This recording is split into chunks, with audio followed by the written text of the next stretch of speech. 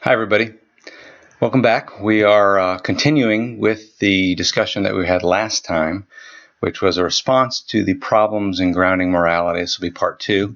Last time we looked at 2 of the 5 problems that we discussed earlier. The first one being the problem of the fact-value distinction, and the second being the issue of determinism.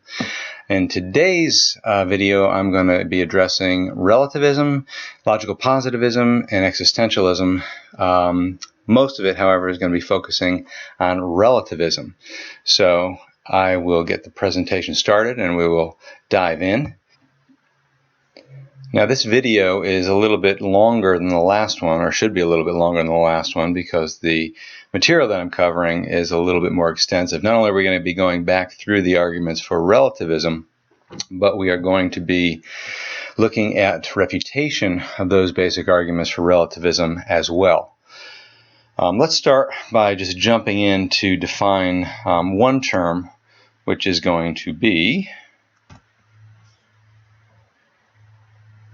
course my computer is not responding, there we go. Moral principles, what we mean by the term moral principles. We're going to talk about moral principles as the unchanging ground that lies below the changing beliefs, views, feelings, and stuff that various cultures have. So we could distinguish one as morals and one as mores. So the argument, of course, for relativism is that morals are really nothing more than moral beliefs or feelings or practices of a culture. So that's the question.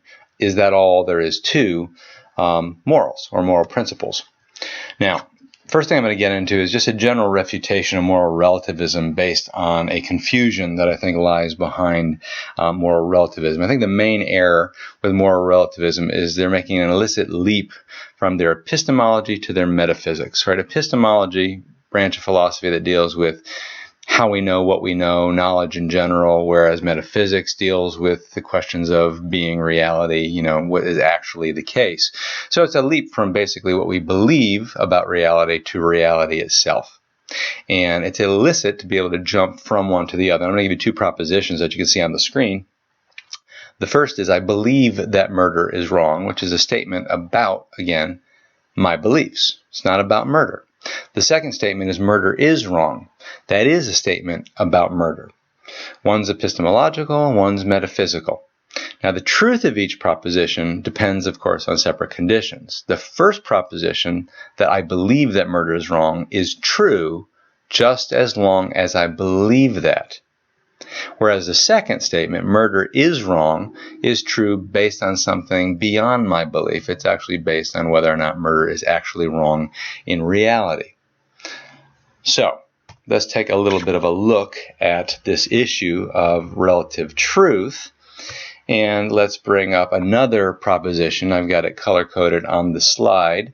Joe believes that it is 6 o'clock. The metaphysical proposition, factual proposition, let's say, it is 6 o'clock, is in blue. The entire proposition, Joe believes it is 6 o'clock, is the green part added to the blue part. So let's imagine, is it possible that both claims are true?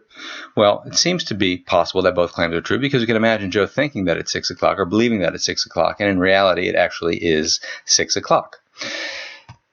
Another situation might be that Joe believes it's 8 o'clock, in which case it would be wrong or false that he believes it's 6 o'clock, and it could actually be 8 o'clock, so it would also be false that it is 6 o'clock, in which case both those statements are false. Third possibility is Joe believes that it's 6 o'clock, but it's actually 8 o'clock, in which case the statement that he believes it's 6 o'clock is true, but the statement that it is 6 o'clock would be false. And then the fourth option is that Joe actually believes it's 8 o'clock, but it is 6 o'clock. So the statement that he believes it's 6 o'clock is false, and the statement it is 6 o'clock is true. Now notice in each of these situations, the truth of the one matter is completely independent from the truth of the other statement. The belief statement or the epistemological statement has a completely different criteria for determining its truth value when compared to the actual metaphysical statement about the way things actually are. Now, we jump to, again, you can't go from Joe believes X to X is therefore true for Joe. That would be the mistake. You can imagine another situation that has to do maybe with a moral issue, because obviously telling time and belief in what time it isn't a moral issue. But let's change the proposition to say that Joe believes it's morally permissible to push old ladies in front of buses. Again, same basic situation. Just because Joe believes that it's morally permissible to push an old lady in front of a bus doesn't imply, or it doesn't follow, that it actually is morally permissible to do something like that. Okay, so again, that I think is at the core of moral relativism. Just as confusion that people believe something in a culture, therefore it really is right, not only for that culture, but right. Okay, so let's go on and look at the arguments that we presented last time on moral relativism, and then look at a refutation of each argument. And this is going to take a little bit of time, and I do have to give credit to Dr. Peter Kraft, who is the one who originally presented a lot of this material that I am borrowing and using a little bit. So let's go back through the claims of moral relativism. If you remember the three claims that I gave you in the other PowerPoint, that moral principles or morals are changeable, subjective, and particular, the absolutist viewpoint is going to be the exact opposite. Moral claims or moral principles are unchangeable, objective, and universal. Now, going back through the arguments, the first argument we presented is the psychological argument for moral relativism. And I'm going to reproduce the argument, and then I'm going to go back through and show you where the argument fails. First, the relativist argument is something along these lines, that good morality has good consequences and bad morality has bad consequences. Unhappiness and guilt are bad consequences. Happiness and self-esteem are good consequences. Now, moral absolutism produces the feelings of unhappiness and guilt. And why does it do that? Because moral absolutes tell us that there are certain rules that are in place, and when somebody violates one of those rules, they will or should feel guilty about that, right? Because they have actually done something that is really wrong or really bad.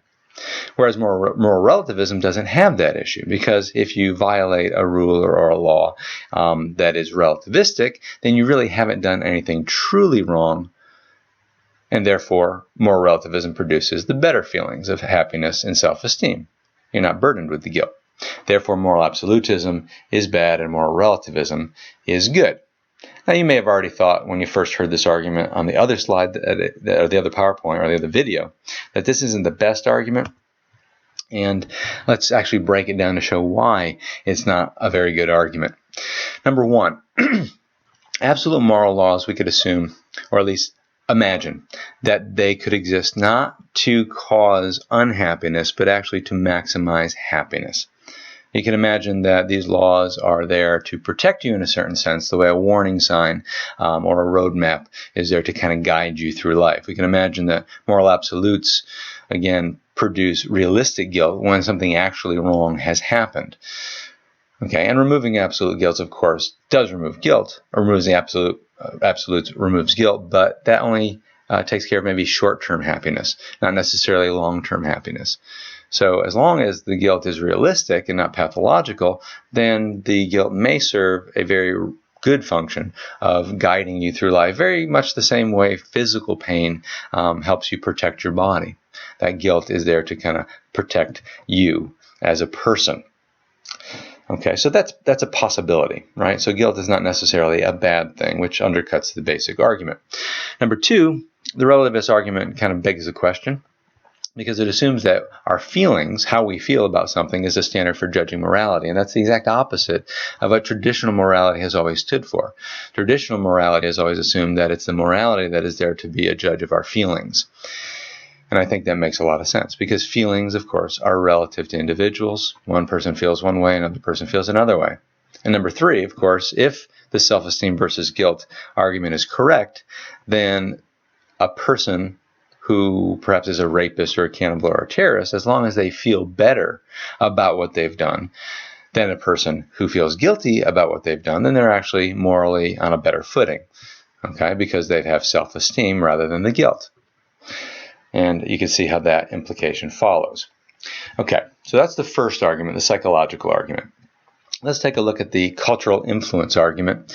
And again, here's the relativist argument first, that values are things that differ with respect to culture, and therefore moral rightness differs with respect to culture. And in a nutshell, this is the most common argument, I think, for moral relativism, is that we look at various cultures and notice that there are differences, and therefore simply conclude that therefore what's right and wrong differs as well.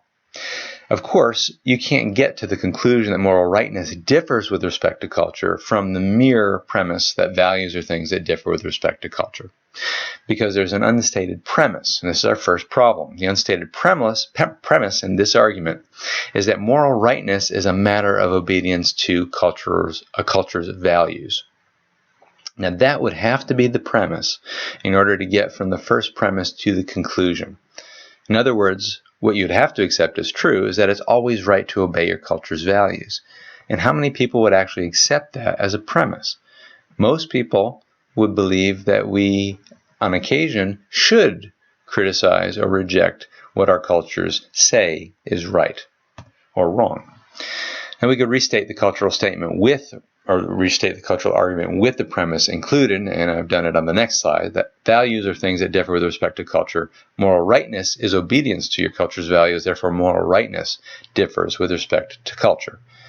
And I broke down on the slide below that kind of the argument into a little bit more of a step-by-step process so that you can see how you get through those premises to the conclusion very tightly and see that it is a valid argument. Now, the hidden premise that we just added right here, moral rightness is obedience to your culture's values, again begs the question in favor of relativism because it presupposes moral relativism in order to prove moral relativism. Let's just go back and look at that premise.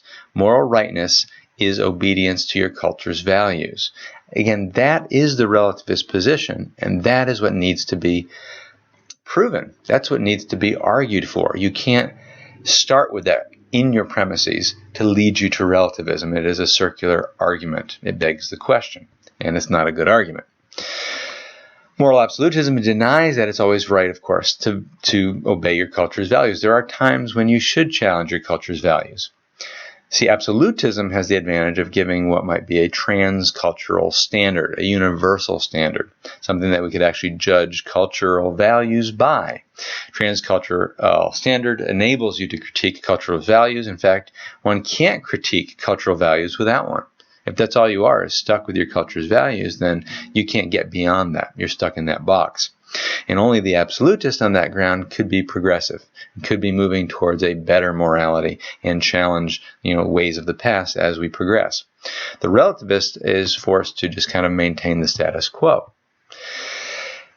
And the absolutist, of course, is in a position to judge certain things as right or wrong. You could think of the Nuremberg trials after World War II, where the Nazis were tried for, crimes against humanity, essentially, with the Holocaust. And if all we have is a relativistic standard, that would be enough, I think, to justify the Nazis' actions. They were only doing what they were told to do, what was legal to do, what was given to them to do within their culture. But the people that tried those Nazis were taking the stance that there are certain rights and wrongs that transcend the culture, and that's the reason that they could be found guilty of the crimes that they committed. Next problem with the cultural argument is there's some equivocation, again, when we talk about the term values. Again, equivocation means we're using a term in more than one way. And the relativist is failing to distinguish the word values from value opinions. When they use the word values, they're using that for both value opinions and actual moral principles at the same time. And the absolutist, of course, wants to distinguish that. There are subjective opinions about values and then objectively true values, and we don't want to confuse them. Different cultures may have different opinions about moral values, but it doesn't follow that what is really right in one culture is really wrong in another. Any more than different opinions about what happens after death can be true with respect to what actually happens after death. Okay, the third problem with the cultural influence, you notice there's several problems here, is there's disagreement between cultures, but it doesn't mean ideas are relative. Okay, disagreement doesn't prove relativity. So the relativist argument, again, is that across the world people tend to disagree over moral codes, where they do tend to agree when it comes to things like science. And the two arguments that we presented before were these. Number one, that science is objective, obviously. And across the world, people tend to agree with science. Therefore, across the world, people tend to agree with what is objective. And then argument two, since objective facts are things people tend to agree with, and moral codes are things people tend to disagree with, therefore moral codes are not objective and are therefore relative. Now, the problem is essentially with argument two. The major premise of argument two, which is all objective facts, and it may not say that here, it says objective facts are things people agree with, and the implication is we're talking about all objective facts are things people agree with. And if we spell it out that way, it seems less than true, right? All objective facts are things people agree with. That does seem to be false. There are some objective facts that people do not agree with, and we can look at the case historically, for instance, heliocentricity. If that's an objective fact, of course, there was a time when people didn't hold to heliocentricity and preferred a geocentric model. Even today, when we talk about the quantum theory, there's all kinds of different competing theories from string theory and on. Now, the possible relativist response to this would be, yeah, geocentricity, heliocentricity, that was in the past, right? And people tend to agree today that heliocentricity is the case. In other words, that science, when it comes to science, people tend to disagree across time, but we tend to agree across space today. To which we could respond that in morality, people may disagree across space, but they generally agree throughout time. And when it comes down to issues of time versus space, neither one is relevant to the moral argument, right? Time and space do not determine whether something is true or false or right or wrong. So what's the difference if it's the way they used to see things versus the way they see things now, any more than they see things in that place differently than we see things in this place? Okay, kind of misses the point. Anyways, the argument fails because we do disagree over objective facts too, and if that's the case, then of course if we disagree over morality, it could just be another objective fact that we're disagreeing about. Number four, the appeal to facts actually doesn't have the facts completely right? The whole argument is that different cultures disagree when it comes to values. And the fact is that cultures don't totally disagree when it comes to values or even their value opinions.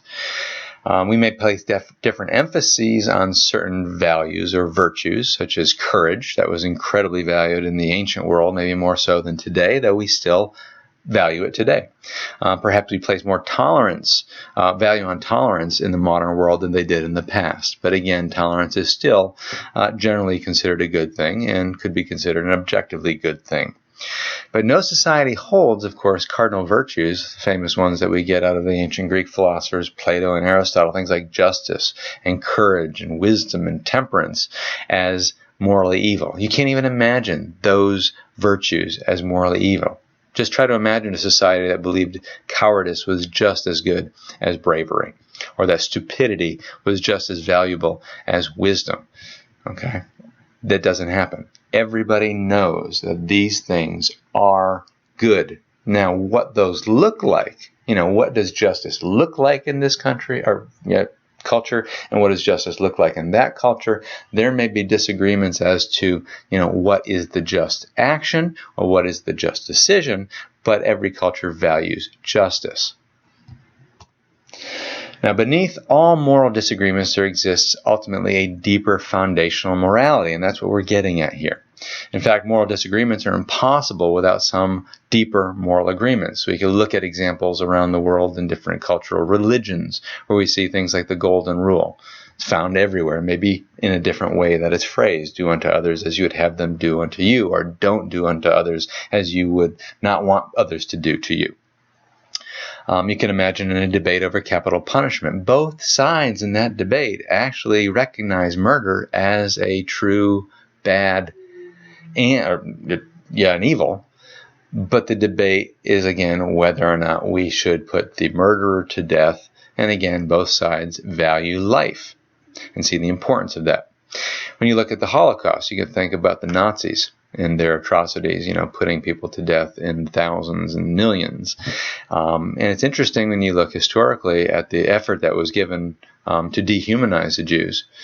The idea of herding them naked into railroad cars and the way that they would treat them like cattle, like animals, had a psychological impact on the Germans that were then carrying out the orders that are coming down to them. It'd be very difficult to do what the Germans did if there wasn't a whole process to dehumanize them in the eyes of the executioners. If they saw them as people, then there would be something that we recognize as wrong about harming innocent people. Next argument is the social conditioning argument, and here is, again, the relativists' argument. Society conditions values in its members, and what is produced by a human subject is subjective or relative. So values are subjective and relative. First problem, again, we're equivocating on the term values, confusing it with value opinions. Society actually does condition value opinions. But this does not imply it conditions values, unless values are nothing more than value opinions. And that's, again, what needs to be proven. So this is another way that we're begging the question in favor of relativism. The second problem is there's a false assumption that whatever we learn from society must be subjective. Of course, there are lots of things we learn from society. You can talk about the rules of a game like football. The rules are obviously man-made. They're obviously conventional. They're created, and we can learn these. But it's false that everything we learn is subjective, because we also learn many objective things. If you ever study something like logic or mathematics, you're dealing with something that is very much objective and merely discovered by man, not created. Thus, the fact that we learn something from society does not prove that what we have learned is subjective. And that, again, undercuts the argument.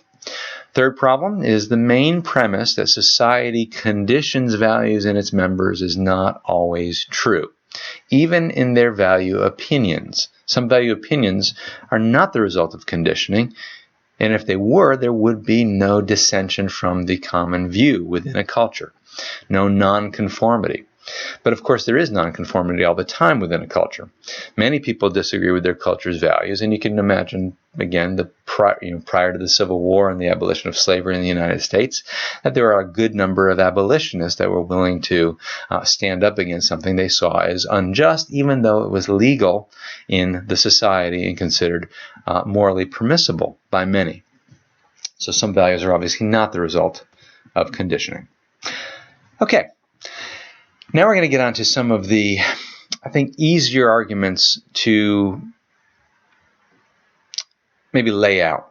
And when you get to one of the essays in the course, if you're taking this as a course that I'm giving, you'll be asked to present certain arguments for relativism. And I would say you can go with some of these because I think they're straightforward and usually pretty easy to summarize. The argument from freedom. Here's the relativist argument. Moral relativism is the only way that we can actually guarantee freedom, because you can't be truly free if you're not able to create for yourself your own values. If meaning and morality is imposed on us from outside, of course, that would mean we're not free. Now, immediately you may think that's kind of a weak argument. Just because something's imposed on me from the outside, it doesn't mean I'm not free in certain ways. I mean, do I have to be as free as all that to create my own morality? And even though I want to be free, it doesn't mean that I necessarily have the power to do such a thing. Now, the first response is what I'd call the ad hominem rebuttal, where we actually attack the man in a certain way, kind of put the relativist to a certain question. And you can say something like this. If you have the right to be free to create your own morals, then why can I be free to create my morals? And then I can create whatever morals I see fit, and I choose, of course, to create a society where your views are restricted and only mine are permitted, or something along those lines. Of course, the relativist is going to respond by saying they object to something like that, possibly on the grounds that it's not just, it's not fair, it's not right. Now, in doing so, of course, they're acknowledging certain standard values that we would consider absolute, such as truth, justice, and so on. Of course, they could come out with a different response, which would be to protest on an alternative value system, right? Well, that's not true for me. And then the consequence is simply a matter of your protest versus my protest. And you're not going to settle an argument about what's right and wrong if there is relativity when it comes to right and wrong to settle some kind of disagreement. That way it's going to resort, of course, to some kind of force. Whoever is the stronger will oppose their morality. And of course, once you have force brought into the matter, then we're not talking about freedom anymore, because force removes freedom from the situation. Of course, that's not a real rebuttal, but it does put a little bit of pressure on the relativists to think about the implications of their view. Now, the second response is that freedom cannot create values for the simple reason that freedom presupposes them. And I think this is a knockdown argument against the freedom argument. The argument that relativism guarantees freedom assumes, of course, that freedom is objectively good. If freedom is really good, then it must be freedom from something that is actually bad. So it assumes that objective standard. And those who advocate freedom insist, of course, that all people are given freedom, and therefore they hold to another value, which is the value of equality. You can't argue for freedom without ultimately holding it as a true value, not just a relative value. A third response we can call the experiential response. Experience does show us that we're free to create mores, right? Our cultural standards, rules for socially acceptable dress, speech, cuisine, the ways we speak. Experience also shows us that we're not really free to create morals. It's very difficult to say that murder or rape can be called good or noble, where justice and kindness can simply be termed to be bad or evil. If we could, we'd not feel bound, right, by those types of rules. One would not have any more guilt about murder than about changing the number of points earned in a touchdown in a football game. They don't have touchdowns in baseball, do they? But of course, we do feel bound this way, right? We can't make hatred good or love evil. We can only hate or love, which people unfortunately do. The hate part. Love part's good. We can murder, but we can't experience an obligation to murder. There does seem to be something different about those types of things. Now, one of the most popular arguments, and I think I may have mentioned this on another video, is the argument of dealing with tolerance. The relativist argument, again, is that moral relativism is tolerant, whereas absolutism is intolerant. Tolerance, of course, being good, intolerance being bad. Therefore, relativism is good and absolutism is bad. Or one's right and one's wrong, if you want to convert, good and bad to right and wrong. Now, the first response we could say is the definition of tolerance is a little suspect here. The argument uses the term, I think, incorrectly, because tolerance is generally a quality that you would find in a person and not in an idea. Ideas can be clear, ideas can be poorly defined or well defined, not tolerant or intolerant. So a person, for instance, could tolerate no dissent from a rather unclear view of things, while another person may tolerate a lot of dissent from very clearly defined views. There's a difference between the ideas and the person that holds them. So that's the first problem. The second problem is objectivism does not necessarily cause intolerance. Relativist claims absolutism leads to intolerance of alternative views, and that's obviously not the case historically when it comes to science, which deals, again, with very objective matters. Science has made a lot of progress due to tolerance of different ideas and the ability to be open to debating these ideas. Again, science is not about subjectivity, it's about objectivity. So objectivism doesn't necessarily cause intolerance, or the scientific community would be one of the most intolerant of new ideas. And historically, that's just not the case. Number 3, absolutes may be unyielding, but the defender of them doesn't have to be unyielding, right? The claim is that absolutes are unyielding, so the defender is going to have that same type of attitude, and that just doesn't follow. How you promote a particular ideal is very different from the idea itself. I could teach something in a very hard way when I'm dealing with maybe some kind of soft facts or opinions. Or I could teach very hard facts in a very gentle way, a soft way. So again, it doesn't follow. And again, like the freedom argument, the fourth one is the value of tolerance. Again, the tolerance argument assumes that tolerance is a real objective good. The relativist could possibly respond and say, well, no, I don't assume that tolerance is objectively valuable. In which case, you could respond to that by saying, then you're trying to impose just a subjective value when you tell me that I need to be more tolerant. And of course, it seems fairly intolerant to try to force a subjective view on me, even more so than a universal value. And if there's no moral value is absolute, then of course neither is tolerance. Only the absolutists can seriously advocate tolerance, whereas the relativists cannot. Number 5, on relativism, you could always ask the question, why should we be tolerant? And I don't think the relativists can answer this question. Is it because it just feels better to be tolerant? Well, feelings change. They're different from person to person.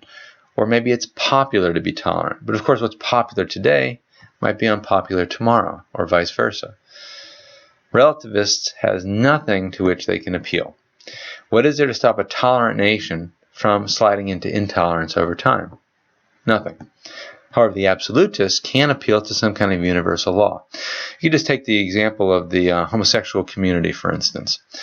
Historically, the homosexual community has opposed absolutism for good reasons, fearing that it's possibly going to lead to intolerance of certain behaviors. And we can understand that.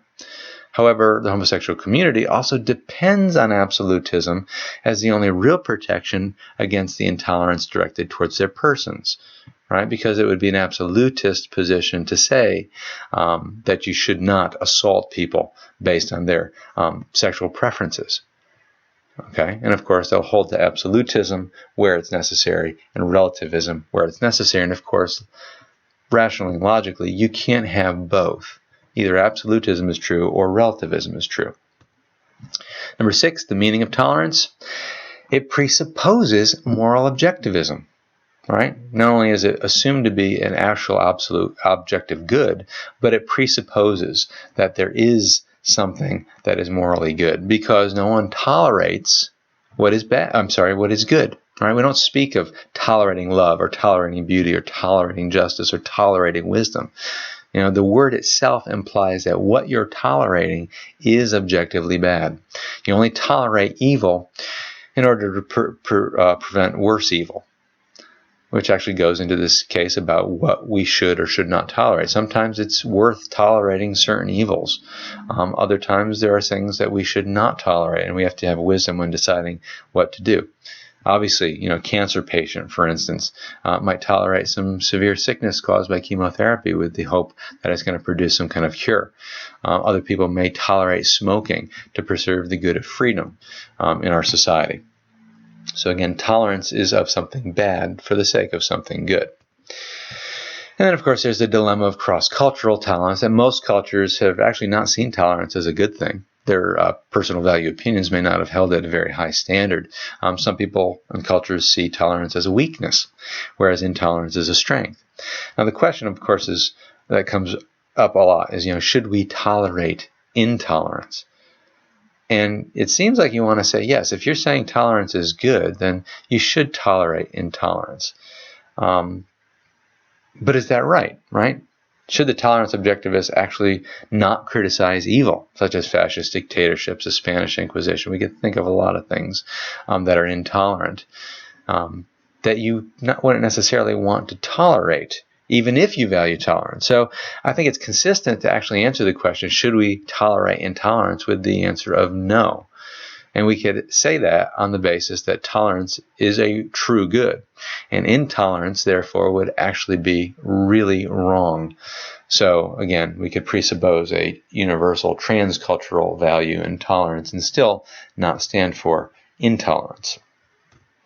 Number 7, tolerance argument, again, is a non sequitur. It doesn't follow from the premises. So, for instance, if belief in absolute moral values causes intolerance, it doesn't follow that such values aren't real. And you could put it into a kind of a logical form like this. If A, then I, right? If absolute values, then intolerance. Therefore, there's no absolute values. That's a shorthand version of the argument that we've just presented. And of course, that's not a valid argument. You could substitute some other concepts into that same argument form, and you'll see the absurdity of it. It's like saying belief that cop is asleep caused the mugger to strike. Therefore, the cop is not asleep. Again, that doesn't make any sense. That's why it sounds bizarre when you listen to it. Very bad argument. Moving on to situationalism and motivationalism, which again are grouped together. The relativist argument is that morality depends on the situation. Situations determine morality. Situations are relative, therefore morality is relative. And the other one is that morality is subjective since it's based on motive, and morality is a matter of motive. Motive is, of course, subjective, therefore morality is subjective. So I think I mentioned that sounds like a pretty good argument. So we need to look at that and see where this one goes off. First, the viewpoint of the situational relativist. The situationalist basically finds all morality relative to the situation, where the motivationist finds all morality relative to the motive of the individual. And we need to make a necessary distinction because morality is partly determined. We could say it's conditioned by situations and motives, but it's not wholly determined, I think, by those two things. There are three components to morality in the classical scholastic realist view, for instance. And the three determinants or factors that influence whether any action is good or bad are these. First, you have the nature of the act itself, what you're actually doing. The situation would come in second, that in which the act is done, when, where, how one might do it. And then, of course, the motive for acting, which is the reason why you act. Now, all three really need to be considered to determine whether or not an act is morally right or morally wrong. For instance, doing the right thing for the wrong situation, for the wrong motive is not good. You can imagine a husband making love to his wife being a good act, but it wouldn't be a good act if it was medically dangerous to do so at that time. So the situation would have some role to play. Or you can imagine giving money to the poor as a good act, but if you're doing it to show off your wealth or for some kind of tax benefit, and our motives are questionable, and we would take that into consideration whether we determine the action good or bad. You can even make an analogy with art. That good life is like a work of art. It should have a number of different factors, right? Good art requires all the essential elements to be good, such as a good story, plot, characters, etc. And we could say a good life should have a combination of doing the right things in the right way for the right reasons. It's a more robust view, I think, of ethics when you look at those three factors. And again, all three would have to be relative for morality to be relative. There must be an act before it can be qualified by subjective motives or relative situations. And that's simply not the case for all three of these, if you think about it carefully. For instance, the act itself is always an objective element. There's just a fact of the matter when it comes to the act. The situation truly is a relative element, because situations are relative, but situations are also objective. Right? They're not subjective just because they're relative. So principles may be applied differently to different situations, but it actually presupposes the validity of the principles we start with. Next, we have the motive, which is subjective because it's my motive or it's your motive. So the motive is subjective, but again, motives tend to fall under some kind of category of moral absolutes because we tend to think of certain motives as right and certain motives as wrong. Right? The motive to aid somebody is usually looked at as a good motive, whereas the motive to harm somebody is generally judged to be evil. So, it's not true that morality is relative because we can't find relativity that extends all the way through all three elements. Of course, a flexible application of moral principles doesn't make the principles themselves relative. Moral principles may be applied flexibly to different situations, but again, applying things flexibly already assumes that there's some kind of standard and that the standard is rigid. If the standard is just as flexible as a situation, then of course it's not a standard at all. Number two, situationalism and motivationalism are actually self-refuting because each claims that morality is subjective and relative. Situationalism is itself, of course, an objective morality, and motivationalism is itself a universal morality. So they self-defeat at that level. The next was the argument from consequences. This is basically a pragmatic argument. Consequences are a relative indicator, I think, of right and wrong. Relativists may argue that absolutism from the supposed consequence of intolerance, where an absolutist may argue that against relativism from the real consequence that there is no real value of tolerance. good morality should have good consequences, and bad morality should have bad consequences. Oh, by the way, I'm going through this so quickly, I forgot to point out that last argument on situationalism and motivationalism was the last of the relativist arguments that we're refuting. What I'm presenting now are the arguments for moral absolutism. Okay, so this is a new series of arguments. And again, you could judge whether these are solid arguments, but again, they're going to at least try to make a case for absolutism. And again, the first is the consequence argument. So again, the idea here is not that good morality has good consequences and bad morality has bad consequences. That sounds a lot like the first argument we started with from relativism, but it's that morality should have good consequences and bad morality should have bad consequences. Now, the main consequence of moral relativism is actually the removal of deterrence. The consequence of if it feels good, then do it, is just to do whatever feels good. And all immoral acts, unfortunately, happen to be things that feel pretty good. As a matter of fact, people wouldn't do things that are immoral unless there was some kind of pleasure that was derived from it, or some kind of good that was viewed in it. Whether or not it was actually good is a different question. And I think that's true of all actions. We always do what we think is the most pleasurable or the best in our view, even though our view can sometimes be wrong. On an individual level, of course, relativism has never produced a truly virtuous person, whereas on a societal level, it's never produced an absolutely good society. Of course, it has produced a lot of bad societies, and we can, again, just point to the 20th century for some examples, like Nazi Germany, Communist China, or Fascist Italy. In fact, here's a quote from Benito Mussolini showing how what he developed in Italy in the earlier 20th century is a direct result of relativism. He says, "Everything I have said and done in these last years is relativism by intuition. From the fact that all ideologies are of equal value, that all ideologies are mere fictions, the modern relativist infers that everybody has the right to create for himself his own ideology and to attempt to enforce it with all the energy of which he is capable. If relativism signifies contempt for fixed categories and men who claim to be the bearers of an objective immortal truth, then there is nothing more relativistic than fascism." I think that says a lot.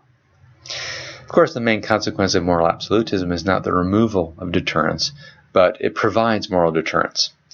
Not everything that feels good should be done. Some acts that feel good ought not to be done, such as rape, murder, and theft. On an individual level, you have had people that have been basically classified as generally virtuous people. You could look at Socrates, Martin Luther King Jr., Mother Teresa. On a societal level, absolutism has produced what we may say are relatively good societies. Not that any society is perfect, but ancient China under the ideas of Confucius, Israel perhaps under the Mosaic Law compared to its neighbors, and America overall in its position today. Next is the argument from tradition. Absolutism is what we would call traditional morality. Traditional morality has always been absolutistic. Traditional morality is also egalitarian. Egalitarianism extended into history because it gives people the say that are no longer with us. Relativism, of course, would be elitism because it only makes up for a tiny minority of the population and a tiny minority of the opinion when it comes to morality. Relativists must believe that nearly all people in history have ordered their lives by an illusion if they're right about relativism. Now, absolutism is not elite like that. It really is egalitarian because tradition is the norm when it comes to human society and human history. And G.K. Chesterton has a nice little quote when he calls tradition the democracy of the dead, because it extends, again, a vote or a franchise back to those who are not able to vote, not by accident of birth, but by accident of death. Tradition counters the minority opinion of those who just happen to still be alive, which, again, is always going to be a minority of the people who have always lived. So that's kind of interesting. I don't think it's a knockdown argument, but it's interesting. Next is an argument called the moral experience argument. And it's really the simplest argument because it's primary data. What's our immediate experience when it comes to moral obligation, or at least the feeling of moral obligation? If you're going to deny, the primary data, it requires a philosophy that denies reality, immediately perceived by our senses. Moral absolutism is basically empirical. Relativism, I don't think, is.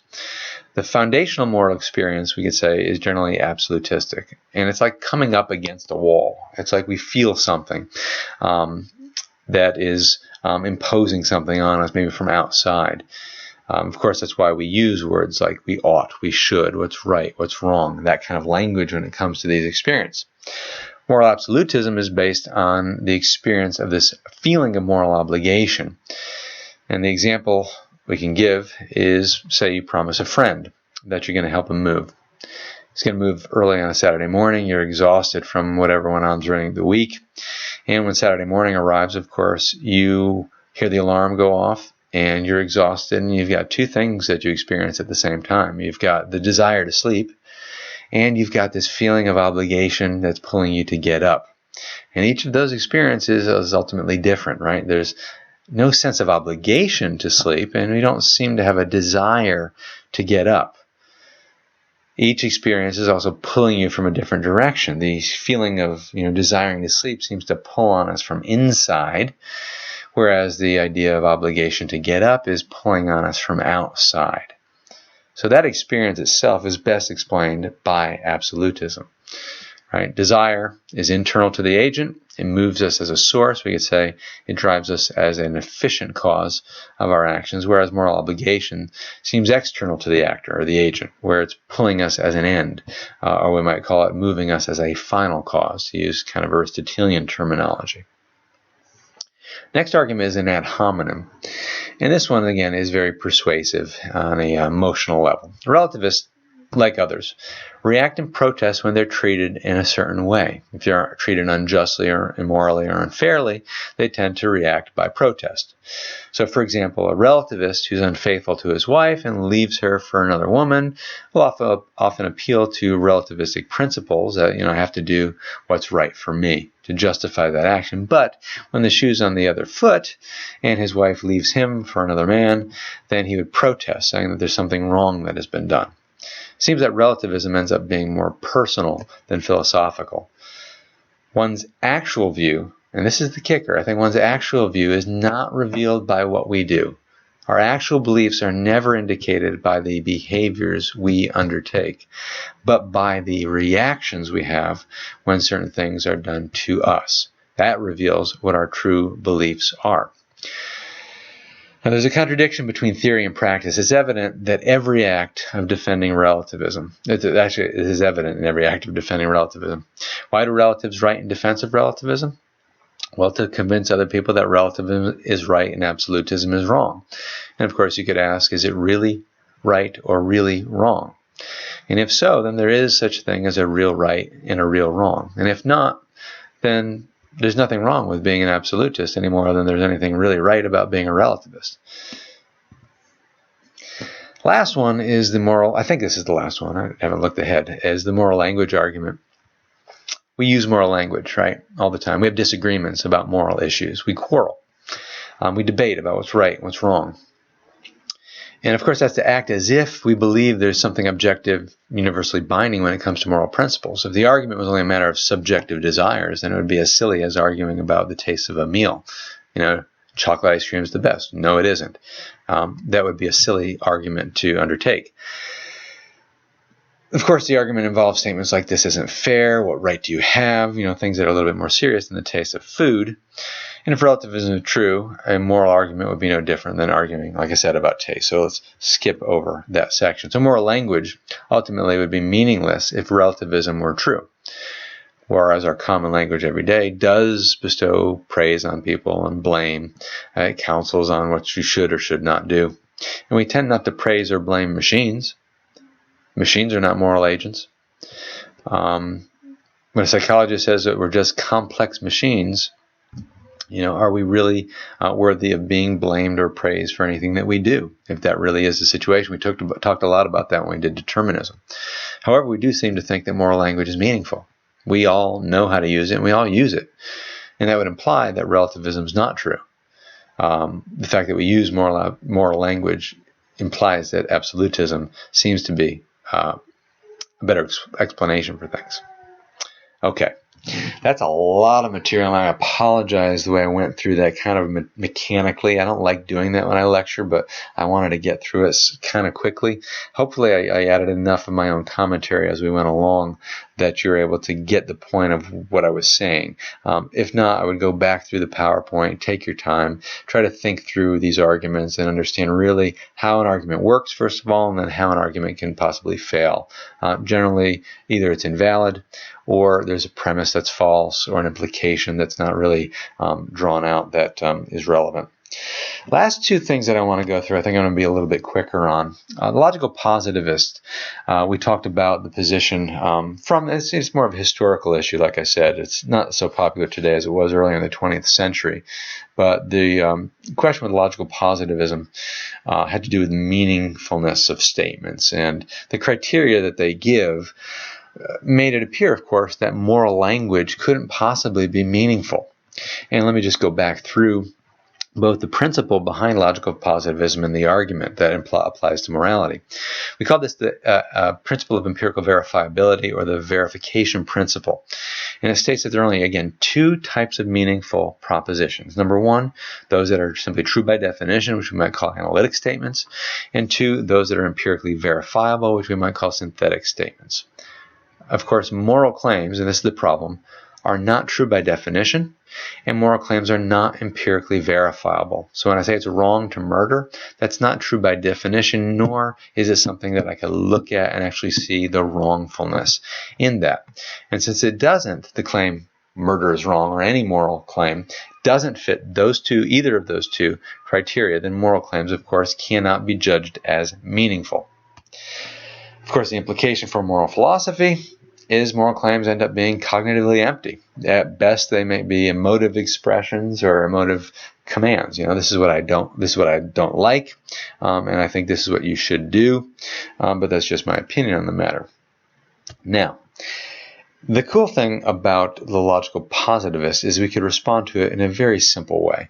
By going back to the principle itself, the verification principle. And this was noticed to be the fatal flaw in logical positivism. And here's what it is. The principle of empirical verifiability is itself neither true by definition nor empirically verifiable, right? It sets up those as the two criteria to determine if something is meaningful. Yet the proposition that it gives of itself is it fails both of those qualifications. Therefore, by its own system, it is not meaningful. So it's a self-defeating claim, essentially, and it can be easily dismissed. So that's all I have to say about logical positivism. The last thing is existentialism. And we talked about this idea of radical freedom with existentialism, that existentialism stresses freedom over rationality. And it's this absolute concept of freedom. Reason can't, of course, compel one to act in one way or another. Reason only is an authority if we choose to give it the authority over us. Therefore, our freedom is primary, rationality secondary, because we're not rational by nature, but we're rational by choice. Okay, and we said, let me just finish going through this slide.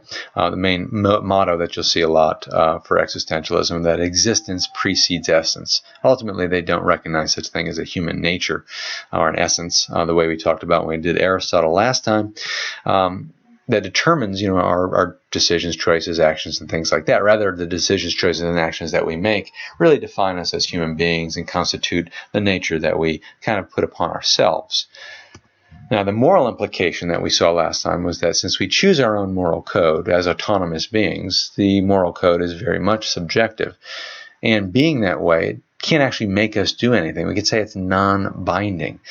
And a code can't tell us what to do in any actual situation, because if we really are truly free, then we're free to throw off whatever binds we try to put upon ourselves in the codes that we come up with. And I think I also use the example of handcuffs. If I'm coming up with my own moral code to kind of govern my actions, if I'm free enough to make that moral code, I'm free enough to throw off that moral code. So it's like taking a pair of handcuffs and slapping them on myself and believing that I'm truly bound if I still kept the key in my hand. No, I could take the handcuffs off at any time. That's not truly being bound.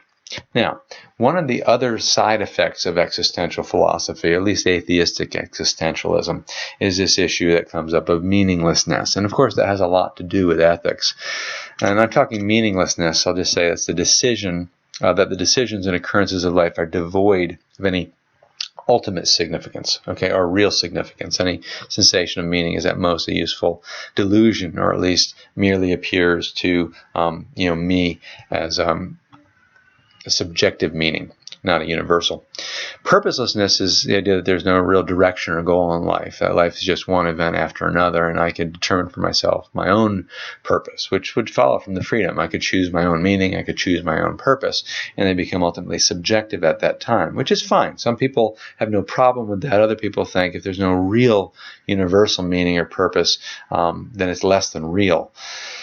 Now, we could talk about creating versus finding meaning as the two issues. It's an ongoing debate among existentialists. Are we meaning seekers, or are we meaning creators? And this is what I was talking about a second ago. And it becomes a theological question ultimately. It's connected to our worldview and our beliefs about ultimate reality. As meaning seekers, of course, it assumes human life is inherently meaningful and that we can discover it, whereas if you're a meaning creator, believe that we're meaning creators, it assumes that we're able to create our own meaning. And the extreme position says there's ultimately no ultimate real meaning beyond that which is created on the individual level.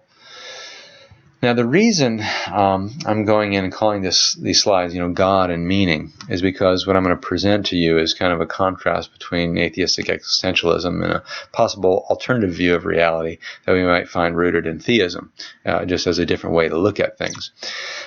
Meaning in existentialism is going to be descriptive, right? Unlike the prescriptive conception of the meaning of life. And when we talk prescriptive, when we say the meaning of life, we're saying that there is something that we ought to be pursuing. Meaning is something only for the individual on the descriptive level. So to mean implies that there's something to be learned from something else. And since subjects mean different things to every individual, meaning is, like I said, purely subjective. Now let's contrast the theistic and existential worldviews. Existentialism is going to prize, again, autonomy and absolute freedom over meaning. It's going to see these two things as, not being able to coexist in a true way. So, one, it's more important to them to be autonomous than to have purpose. So the freedom is paramount, like we said. Number two, they see religion as something that might provide purpose, but at the expense of true autonomy. You're not really free in those kinds of contexts. Now, the theist would reject these, okay? Theism provides objective meaning and tries to preserve freedom at the same time, according to some views of theists, okay? So let's look at the way it might reject 1 and 2 that we just looked at right here. Meaning and autonomy, they would view as necessary, both necessary for the best existence. And meaning and autonomy are compatible on the theist view. So let's look at a refutation of thesis 1, that freedom is more important than meaning. First, let's use some definitions. Autonomy, meaning self-governance, the ability to choose on the basis of good reasons rather than to be forced from without. All right, I can make my own laws on the basis of good reasons. And when I use the word meaning, it's the idea that there is some purpose to life, that there's some intrinsic rationale to life, or even value to life. Now, it seems to be the case that purposes could be good or bad or neutral. There's all kinds of different purposes. So, for instance, a bad purpose would be, poisoning somebody, poisoning food to kill somebody. A neutral purpose might be just twiddling your thumbs to pass the time. It's neither good nor bad, sort of indifferent. Whereas a good purpose might be to feed the poor. Now, autonomy, which is a good, seems to be superior to bad or neutral purposes because it does have a positive value, whereas bad and neutral purposes don't. But autonomy, of course, may be better than some good purposes because good purposes come at different lengths and autonomy seems to be fairly valuable. But autonomy does not seem to be better than all good purposes, right? Freedom can't be understood apart from purposiveness.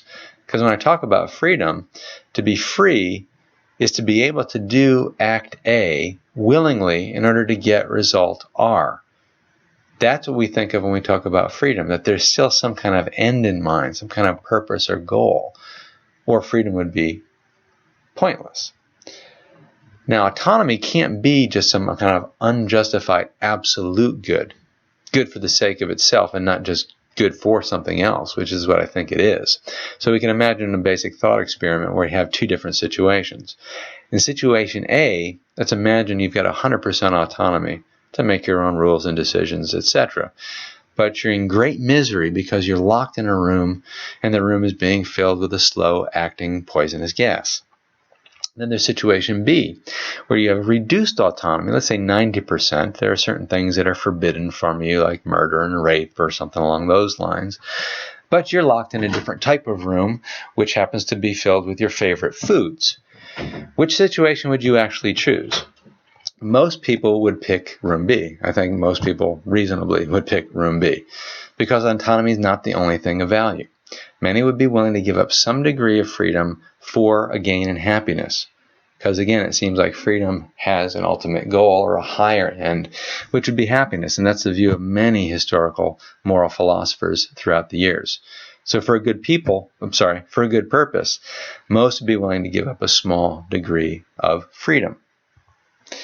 Refutation of thesis 2 is this, that religion always places purpose above autonomy or removes autonomy. And I think that's a misunderstanding of some of the goals of some religions. And I'm not going to speak for every religion. I'm just going to use one religion as an example just to make the point.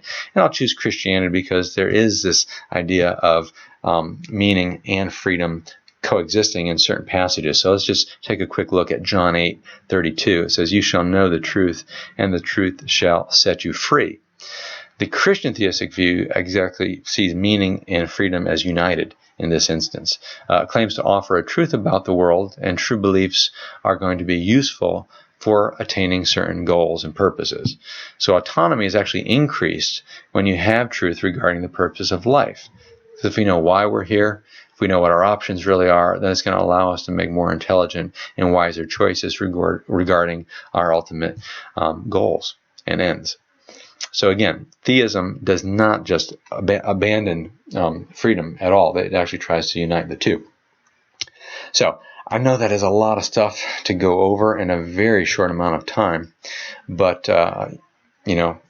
that's at least the last of the meta-ethical stuff that we're going to be dealing with in this semester. So the first 5 PowerPoints again, first one being an introduction to philosophy and moral philosophy, and then the next 4 PowerPoints 2, 3, 4, and 5 all deal with this question of grounding ethics. If you are, again, in my class, then that's the material that's going to show up on the very first test. I've given you study guides. Now I've given you some video lectures to help you walk through the PowerPoints. Hopefully it's been helpful and useful. If not, I apologize. I know this stuff can be very difficult, and I do encourage you to not give up. Where you get frustrated, just try to take your time. Keep asking yourself, where's the main idea? What are we trying to talk about? Slow down a little bit. If you need to form study groups, do some outside reading. I encourage you to do that. But until next time, good luck studying.